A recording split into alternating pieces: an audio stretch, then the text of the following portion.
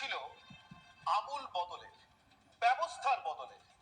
তো মুখ্যমন্ত্রী মমতা বন্দ্যোপাধ্যায়ের জুনিয়র চিকিৎসকদের সঙ্গে নানা টালবাহানার পর শেষমেশ যে বৈঠকটা হলো, আমার সুস্পষ্ট বক্তব্য হচ্ছে এই আন্দোলনের কোনো পর্যায়ে কেউ কখনো কোনোভাবে খুনাক্ষর বেসরকারীকরণের পক্ষে মতামত দেননি, প্রকাশ করেননি।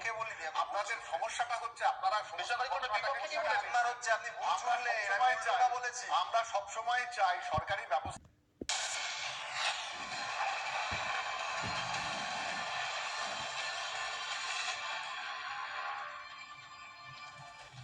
আজ সুপ্রিম কোর্টে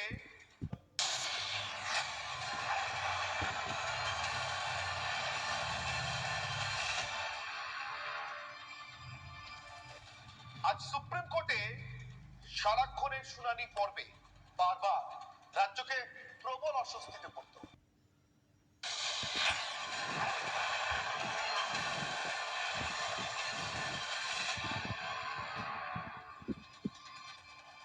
বিজেপির পর্যালোচনা বৈঠক ছিল, যে বৈঠকে শুভেন্দু অধিকারীর সংবাদ মাধ্যমের সামনে প্রকাশ্যেই